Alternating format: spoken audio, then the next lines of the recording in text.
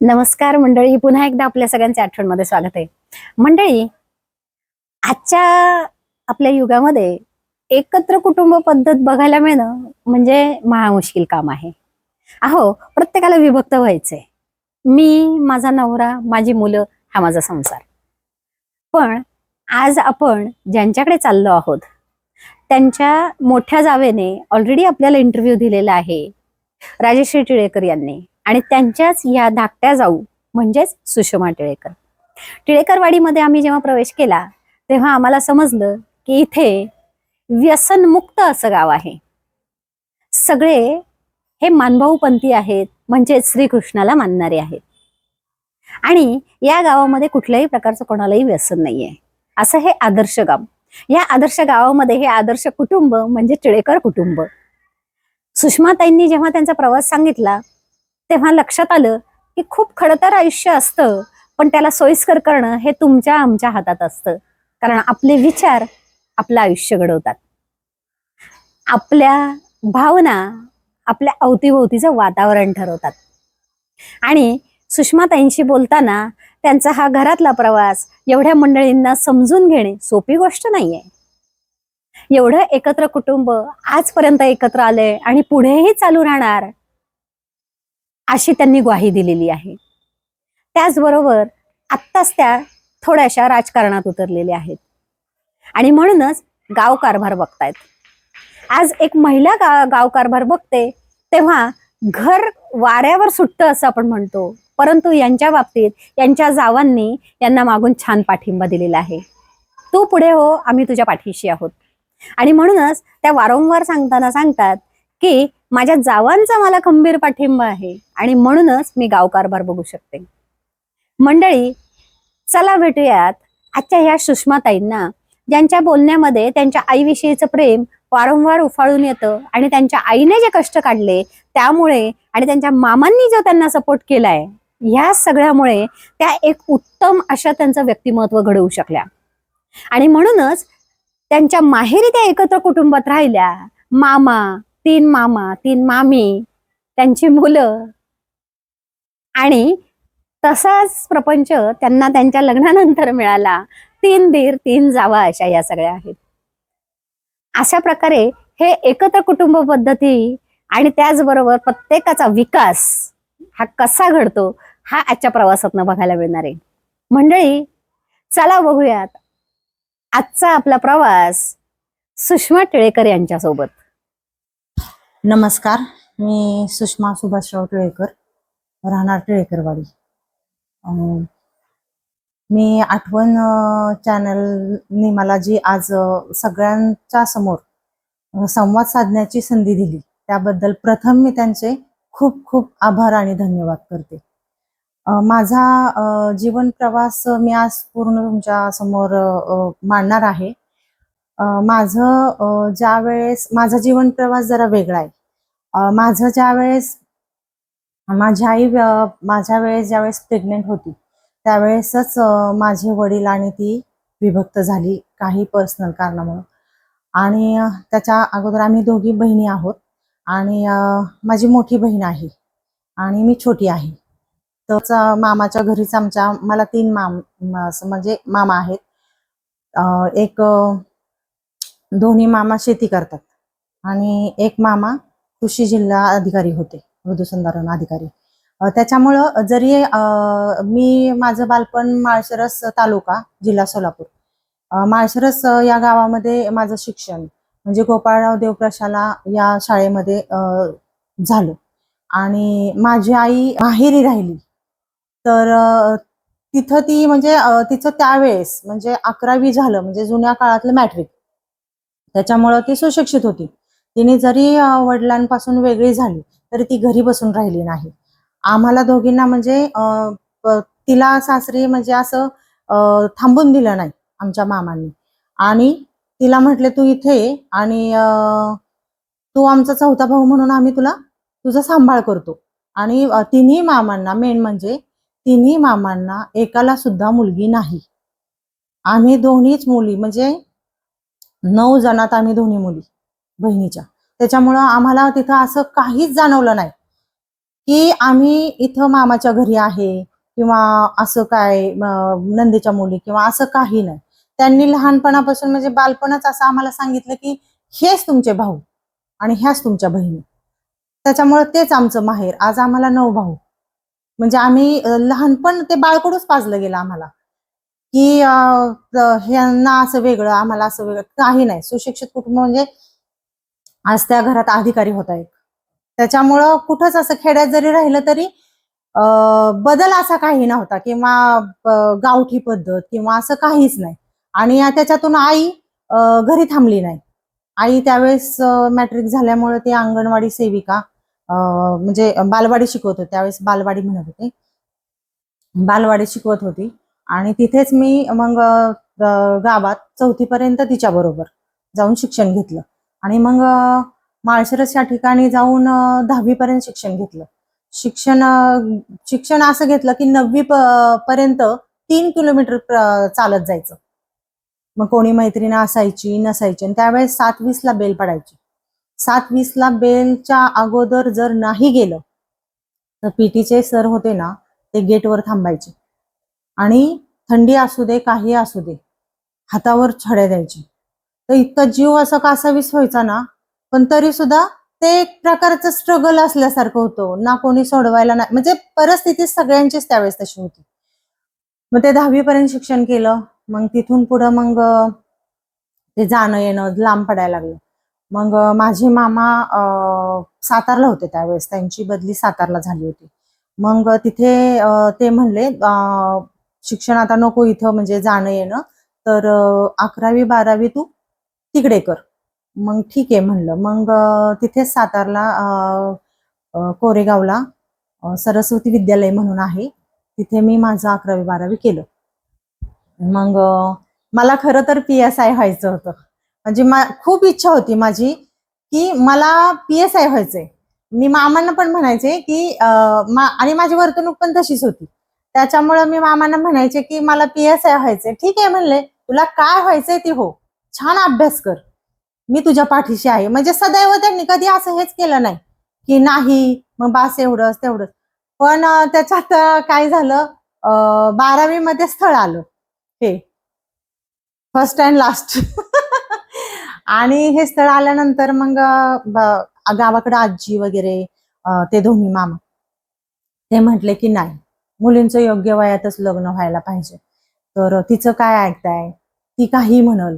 पण तरी सुद्धा मामा म्हणायचे बघ. पण नाही, त्यांच्या पुढं ते मोठे असल्यामुळे ह्या मामांना पण पुढं नाही जाता आलं. मग हे स्थळ आलं टिळेकरांचं. आणि मग नात्यातले माझी मोठी बहीण सुद्धा नात्यात दिलेली. ती मामींच्या आत्याच्या मुलाला दिलीये आणि मला मामींच्या बहिणीच्या मुलीची जाऊ आहे मी. म्हणजे असं नात्यातच मुली आम्ही दोघी गेलो. तिचे मिस्टर अकाउंट ऑफिसर आहेत सोमेश्वर कारखान्यात आणि माझे शेती करतात आणि त्यांना फार राजकारणाची आवड आहे. फार म्हणजे फार. म्हणजे ते कुठंच पाठीमागं नसतात, सगळीकडे पुढं. आज ते आमदारांबरोबर असतात, अशोक बापू पवार. आणि असं करता करता माझं लग्न 1999 20 एप्रिल 1999 साली झालं. मग मी ह्या घरात आले. हे म्हणजे गाव आणि पूर्ण मला नॉनव्हेज फार आवडायचं आणि इथं आले तर पूर्ण मानभाव पंथ.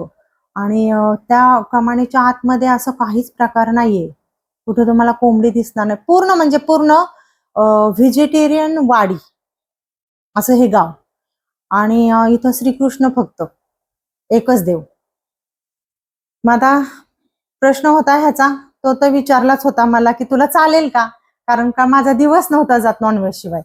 आणि मी म्हणलं, मी त्यावेळेस म्हणजे विचार करण्याची किती क्षमता असते ना, पण तरी असा विचार केला, अरे ठीक आहे, आपण नेमकं आपल्याला पाहिजे काय, खायला पाहिजे का जोडीदार चांगला पाहिजे. मग मी जोडीदार चांगला पाहिजे, खायला काय नसेल तर चालेल. मग आमच्या घरात नाही, वाडीत नाही, कुठंच व्यसनाधीन झालेला माणूस कोणीच नाहीये वाडीतच. आणि कोणालाच व्यसन, बडीशेपचं सुद्धा व्यसन नाहीये, कोणी असं खात नाही. मग मी म्हणलं ठीक आहे, आपल्याला हे पाहिजे, आयुष्यासाठी हे महत्वाचं आहे. मग नंतर लग्न करून 20 एप्रिल 1999 रोजी आल्यावर मला लगेच पहिली मुलगी ऋतुजा माझी, तिचा जन्म झाला. आणि मग नंतर त्याच्यानंतरही मी लगेच म्हणजे चला एका बरोबर दुसरं म्हणून 1.5 वर्ष तिला झाले की दुसरा चान्स घेतला. मग असंच इथं आल्यानंतर की बाबा कसा निभाव लागायचा आपला, जॉईंट फॅमिली, एवढी मोठी फॅमिली, आणि सगळं असं म्हणजे कसं आपल्याला हे झेपेल का काय, म्हणजे असं सासरे त्यावेळेस गावपुढारी होते आणि कडक स्वभावाचे होते, आणि सासूबाई गृहिणी होत्या, त्या पण स्वभाव त्यांचा असा स्ट्रिक्ट होता. मग असं करता करता कधी 3 दीर, 3 जावा, 3 नंदा, मग सगळंच असं म्हणजे जुन्या रूढीचं. ते जरा थोडंसं मिळतं जुळतं करायला मला वेळ लागला, पण माझा स्वभाव असा हसरा आणि हुन्नरी असल्यामुळं मी ते जुळवून घेतलं. मग नंतर असं सगळ्यांचं म्हणजे हे करता करता मी कधी ह्या घरची मुलगी झाली हे मलाच कळालं नाही. आणि त्याच्यात ह्या दोन्ही मुलांचा जन्म, मग शिक्षण आपल्या 4थी पर्यंत इथं वाडीमध्येच मुलांचं केलं. पण नंतर माझी मुलगी आणि मिस्टरांना असे राजकारणाचं वेळ असल्यामुळे ते दिवस दिवस बाहेर असायचे, आणि प्लस शेतीतील काम, त्याच्यामुळे सगळी जबाबदारी मुलांची माझ्यावर पडायची. मग असं वाटायचं की मुलीला आपण काहीतरी, आणि त्यावेळेस इंग्लिश मिडियम स्कूल म्हणजे अमर एज्युकेशन, मग तिकडं जायला यायला कोणाला वेळ नाही, त्यावेळेस हाताखाली अशी मोठी मुलं नाहीत, कोणी नाही. मग मुलीला तर पाठवायची पण न्यायला कोण नाही. मग परत म्हणजे असा त्यावेळेस माझ्या मुलीला तो प्रश्न उद्भवल्यामुळे घरात चर्चा करून आज आम्हीच आपल्या वाडीत इंग्लिश मिडियम स्कूल असावी म्हणून आम्ही स्वतःच आता विजन इंग्लिश मिडियम स्कूल चालू केली आहे. आणि मग असं करताना तिला ठरवलं की तिची पण इच्छा होती, मुलं पावसात जावांची वगैरे भिजून यायची, मग तो त्रास ते सगळं बघून ती म्हणायची, मम्मा मी नाही अशी जाणार, मला नाही जायचं असं, मला बाहेर टाक. म्हणजे तिची जिद्द. आणि तिने 4थी पर्यंत इथं होती, त्यावेळेस तिचे पप्पा इथं सदस्य होते, उपसरपंच होते, तर ती 4थी पर्यंत तिने पहिला नंबर कधी सोडला नाही.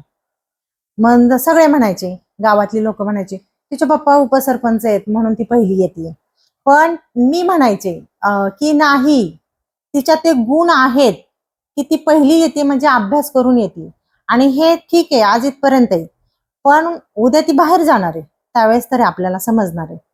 मग त्यावेळेस मी डिसिजन घेतला की तिला आपण मुलींच्या हॉस्टेलला म्हणजे हुजूर पागा शाळेत पुण्यात टाकू म्हणून. मग नंतर तिचे पप्पा म्हणले की नको, एवढी लहान मुलगी टाकायची, मला काय ते बरोबर वाटत नाही, घरापासून लांब असं तसं. म्हणलं मग त्यांना जरा समजून सांगितलं, म्हणलं जीवनात जर मुलींना काय करायचं म्हटलं तर आपल्याला थोडासा त्याग करावा लागणार आहे. तर ते म्हणायचे घरातले म्हणजे वडील, म्हणजे हे नाही का आमचे सासरे कडक होते, ते तयार होतील का असं. म्हणलं होते. मग असं करून मी तिला 5वीला हुजूर पागा शाळेत टाकली. मग 12वी पर्यंत तिला तिथंच तिने शिकली, आणि तिथं पण ती हुजूर पागा शाळेत पहिल्या 5 क्रमांकात येत होती. म्हणजे तिचं कौशल्य तिने तिथं पण दाखवलं. आणि नंतर मग 12वी पर्यंत तिथं ती शिकली, तिथं तिला शिकवलं. परत मी म्हटलं की चला आपली मुलगी इतकी जिद्दी आहे, काहीतरी वेगळं करूयात, म्हणून मग तिला मी पुण्यात ढोले पाटील फ्रँकलिन म्हणून आहे कोर्स एअर होस्टेसचा, तर तो केला. पण परत माझ्या लक्षात आलं की नाही, हे काही योग्य नाहीये, म्हणजे त्यांचं ते शेड्यूल बघून. मग परत असा डिसिजन की तिची इच्छा पण होती की मला फॉरेनला पण शिकायला जायचंय असं तसं. मग ठीक आहे म्हणलं, तू जाऊ शकतीस, आम्ही तुझ्या पाठीशी सपोर्टिव्ह आहे. म्हणलं आम्ही दोघं पण, तुला काय करायचं ते कर. पण तिने एवढं करत असताना मेन म्हणजे कुठेही पाय घसरून दिला नाही, हा महत्वाचा पॉईंट, म्हणून ती आज तिथपर्यंत पोहोचली. आणि मग ती म्हणली मला MBA करायचंय. ठीक आहे म्हणलं कर. मग कुठे करायचं म्हणली, लंडनला करायचं. म्हणलं कर, पण म्हणलं ह्याच्यात तुला आम्ही म्हणजे हे मिळव, ते कागदपत्र घे, ह्याच्यात काहीच आम्ही तुला मदत करणार नाही, ते सगळं तू करायचंयस. कारण जरी आम्ही इथं करून दिलं तर उद्या तिथं तुला स्ट्रगल करायचं, तुझं तुला करायचं, तुझं तुला सगळं हे करायचं परत जाण्यापासून. मग का त्याची सुरुवात तू इथूनच करू नये? मग तू इथूनच कर. मग तिनेच सगळं हे केलं. म्हणजे एक एक दिवस ती रडायची, जेवत नव्हती की हे असं ते तसं, पण नाही, वाईट वाटायचं, पण ते वाईट वाटणं बाजूला ठेवलं की ही सुरुवात आहे, तिला लढायला शिकवायची, तिला उभी करायची. मग तिने ते सगळं केलं आणि ती आज तिथे MBA शिक्षण पूर्ण करत म्हणजे होत आलंय तिचं. आणि मुलगा B.Pharm करतोय, म्हणजे झालंय त्याचं पण शिक्षण. आता पुढं त्याचं हे कर. असं करता करता मग गाव इलेक्शन. मग मिस्टरांना आवड होती राजकारणाची, मला अजिबात आवड नव्हती. म्हणजे मला कधी असं वाटलंच नाही की मी राजकारण करावं किंवा काय. मिस्टरांनी कधी घरात असं राजकारणाचा विषय काढला, काय झालं की मला राग यायचा, तुम्ही ह्या गोष्टी उमऱ्याच्या बाहेर. आणि ते म्हणायचे हिला राजकारण आवडत नाही अजिबात, हिला राग येतो. म्हणायचे हो, मला फार राग येतो. आणि नंतर त्याच्यानंतर आता 2022ला ग्रामपंचायतीचं इलेक्शन लागलं. म्हणजे आमच्याकडे आज 35 वर्ष झालं ग्रामपंचायत बिनविरोध होती. आमचे डायरेक्टर राजेंद्र परशुराम टिळेकर यांच्या नेतृत्वाखाली. म्हणजे असे 4-5 जण आहेत. तर मग तिथे सगळ्यांची अशी मीटिंग वगैरे बसती आणि प्रत्येक आपण जसा वॉर्ड म्हणतो तसं आमच्या भावकीचं पेट, प्रत्येक पेट्यातून असं एक एक एक असं घेतात. तिथे मीटिंग हे झाल्यानंतर माझं नाव, मुलांचं शिक्षण झालं, सगळं स्थिर झालं. आमची जॉईंट फॅमिली, आम्ही 3 जणी जावा, परत 3 दीर 3 नंदा. आणि आमच्या सासूबाई 6 डिसेंबर 2021 साली त्या गेल्या. मग घरातली एक कर्तृत्ववान स्त्री गेली. मग सगळी जबाबदारी आमच्यावर पडली. मग आम्ही 3 जावा. मग आता करायचं काय? तर काही नाही, त्यांनी जसं त्यांचं कुटुंब चालवलं तसं मग आपण पण एकमेकीला साथ देऊन आपण विभक्त तर व्हायचं नाहीये. ते तर आम्हाला कोणालाच, म्हणजे घरात आम्ही एवढे 6 जण मोठे होतो प्लस सासरे, तर कोणाला हे मान्य नव्हतं. म्हणजे कधी तो विचारही शिवला नाही की आपण विभक्त व्हायचं किंवा काय सासूबाईंच्या माघारी. मग आपण हे घर चालवायचं. मग आम्ही मोठ्या जावेला 3 मुलं, मधवीला 2 मुलं, मला 2 मुलं. असा आमचा प्रपंचाचा गाडा ओढत असताना मग कधी थोडंफार घरात, म्हणजे म्हणतात ना, एवढी आज 4 फॅमिली एकत्र वागतात, 3 फॅमिली, भांडायला भांडण लागतंच प्रत्येक ठिकाणी.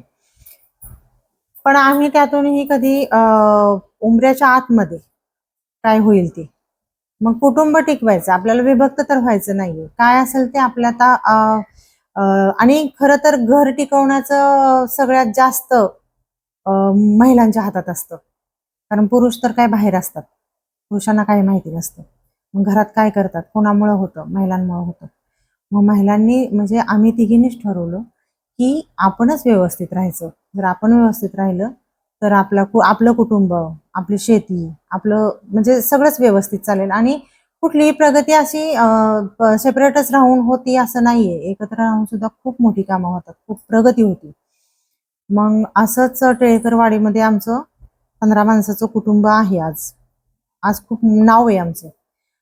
आणि असं करत असताना आम्ही शेती व्यवसाय असल्यामुळे शेतात पण जातो.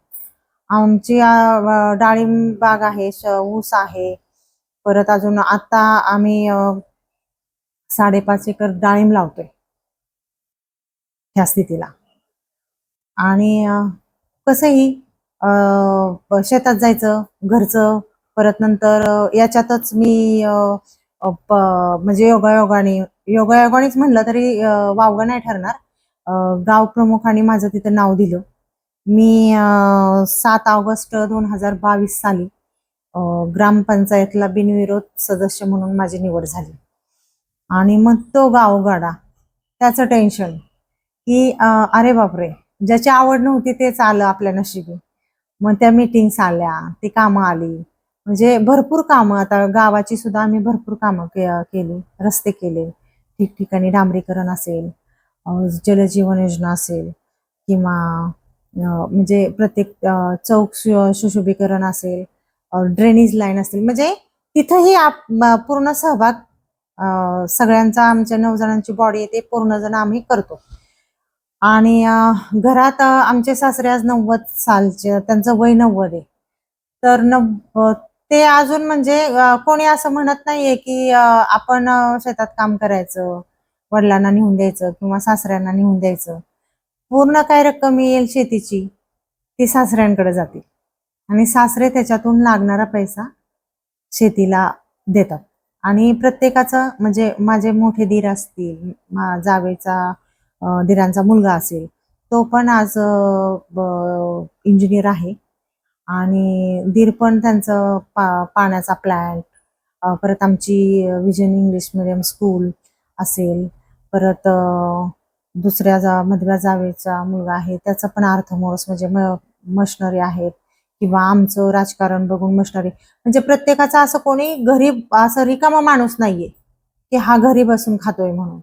प्रत्येक जण काय ना काय त्याच्या त्याच्या कमाईपुरतं म्हणजे ह्याच्यापुरतं कमवतो.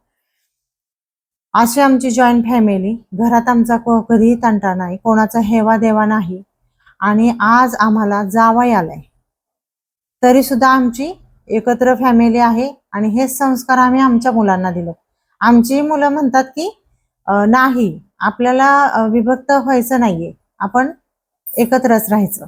म्हणजे आम्ही जे केलं तेच ते करू पाहतायत आणि करतायत. आणि त्याचा आम्हाला अभिमान आहे की आज बघा ना, बाहेरून एखादी मुलगी आली तर ती घराचं लगेच तुकडे करते की मला राहायचं नाही, मला एवढी माणसं नाही.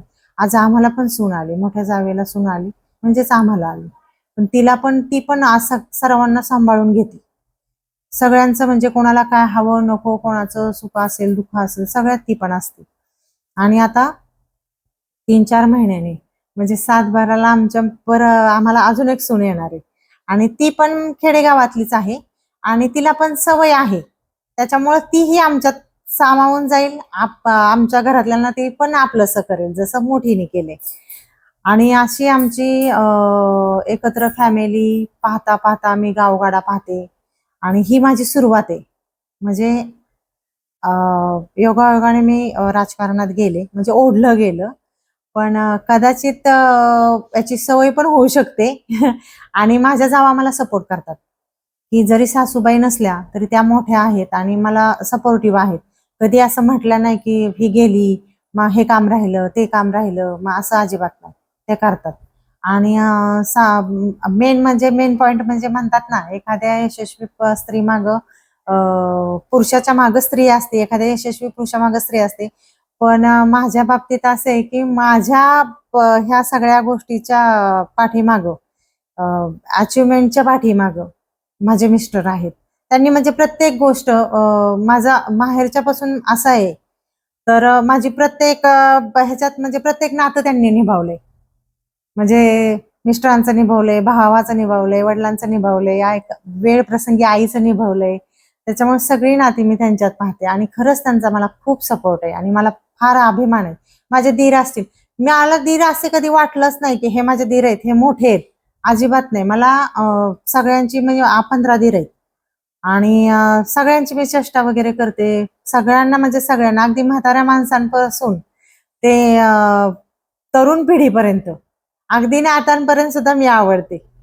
म्हणजे सुषमा सगळेजण करत असतात. म्हणजे एवढं सगळ्यांशी मिळून मिसळून घेतलंय.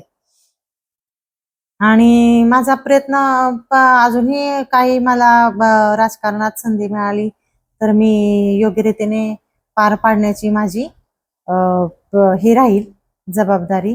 आणि आताही मी म्हणजे जबाबदारीने गावगाडा म्हणा, घर म्हणा, सगळं सांभाळते. आणि मुलांना पण योग्य 12वी पर्यंत माझं शिक्षण झाल्यामुळं मला त्याबद्दल म्हणजे शिक्षणाबद्दल आवड मला होतीच. त्याच्यामुळं मुलांना पण मी त्या दिशेने त्यांची योग्य ती दिशा त्यांची ठरवली. खरं तर आठवण या चॅनलतर्फे मी तुम्हाला म्हणजे माझा जीवन प्रवास तर सांगितला आणि पण मला खरं सांगायचं होतं, खरं स्ट्रगल तर माझ्या आईने केलेलं आहे. माझी आई म्हणजे अ, आज ह्या स्थितीत जरी ती शिक्षिका असेल, तरी त्या स्थितीत त्यावेळेस तरुणपणापासून आज माहेरी राहणं वाटतं तेवढं सोपं नाहीये. पण तिचे ह्या चॅनल थ्रू मला सांगावंसं वाटतं, की तिला तिचे भाऊ, तिच्या भावजया सगळं म्हणजे खूपच छान मिळाल्या. त्याच्यामुळे तिला तिथं कधी वाटलंच नाही, की मी माझ्या माहेरी आहे. त्यांनी त्यावेळेसच सांगितलं होतं, भावांनी तिच्या सांगितलं होतं, की "तू 4था भाऊ म्हणून इथं राहा." आणि आम्ही पण म्हणजे एवढं छान तिथं राहिलो, की त्यांनी कधी आजतागायत आजपर्यंत त्या म्हणजे सगळं आमचं माहेरपण असेल, आमचं आजारपण असेल, आमच्या डिलिव्हरी असतील, सगळं त्यांनी केलं. आणि आई आमची तिथे पूर्ण म्हणजे सासरी राहिली, सॉरी माहेरी राहिली. पण तिचा असा जीवन प्रवास इथं असं स्ट्रगल शिक्षिका आणि ते जाणं-येणं त्यावेळेस सायकलवर जायचं. शाळा शिकवायला. 8 किलोमीटर जायचं, 8 किलोमीटर यायचं. पण काही वर्षांनी ज्यावेळेस ती रिटायरमेंट व्हायची वेळ आली, 1 वर्ष बाकी होतं. त्यावेळेस तिला मणक्याचं दुखणं लागलं. मणक्याचा आजार लागला. मग तिथं दीनानाथ मंगेशकरला तिचं ऑपरेशन झालं. एक 10 वर्ष झाली. ती मणक्याचं पेशंट आहे. म्हणजे ऑपरवरच चालते ती. आणि तिचं सगळं म्हणजे ती काहीच करू शकत नाही. वॉकरवर चालून ती तिची दिनचर्याचं तेवढं करू शकते. पण ते सगळं आमच्या मोठ्या मामी अ, स्वतःची म्हणजे बहीण असल्यासारखं ते सगळं करतात. म्हणजे ह्या घडीला हे कोणीच करू शकत नाही. त्याच्यामुळं ते आमच्यापर्यंत कधी नाही आलं, की अरे आमची आई तिथं आहे किंवा आपल्याला तिथं जायचंय किंवा काय. हां, माझी मोठी बहीण मात्र माझ्या मोठ्या भावाचं काम करते. म्हणजे माझ्या मोठ्या भावासारखी ती माझ्याही पाठीशी आहे. ती जरी तिथं असले सगळे, तितक्याच प्रेमाने करतात, तरी सुद्धा ती तिथे जाती. सगळं आईचं आज दवाखाना असेल, तिला काय हवं नको असेल, ते तर पाहतातच. पण एक मुलासारखं ते म्हणजे तिचं कर्तृत्व करते. कधी ती म्हटली नाही, की "अरे आईला मणक्याचं आहे, मी तिला कशी नेणार, काय नेणार?" म्हणजे मुलं तर असतातच. पण तरी सुद्धा ती तिथं जाणं, तिला नेणं, म्हणजे तिचंही माझ्या बहिणीचं पण तेवढं स्ट्रगल आहे. तिची लाईफ, तिचं घर, आईचा दवाखाना, हे सगळं म्हणजे ती अपडाऊन करून ते सगळं करते. आणि तिचा खरंचच त्याचा सिंहाचा वाटा आहे. आणि खरंचच मला माझं माहेर म्हणजे इतकं खूप सुंदर मिळालं. म्हणजे कधी असं त्यांनी दुरावा, कधी असा भेदभाव, म्हणजे ही मुलं, मग तुम्ही नंदेच्या मुली, असं कधीच केलं नाही. त्याच्यामुळे आजपर्यंत आम्हाला जाणवलं नाही. आम्हाला दोघींना पण छान घरं त्यांनी हे करून आणि आम्ही पण त्यांना कधी हे नाही की आम्ही तुमच्या आत्यांची मुली आहोत किंवा काय. आम्ही पण आजपर्यंत आमच्या भावांचे जे जे अधिकार त्यांनी आम्हाला दिले, त्यांच्याही पाठीमागं आम्ही सगळं बहिणींसारखं केलेलं आहे. आणि आज आम्हाला म्हणजे इतकं समाधान वाटतंय, की आज परिस्थिती अशी आहे की सख्खे भाऊ बहिणींना विचारत नाहीत. पण आमच्या बाबतीत ते पूर्ण पूर्ण म्हणजे पूर्ण वेगळं आहे. आज आम्हाला ते फोन करून बोलवतात, "तू कधी येणार आहेस?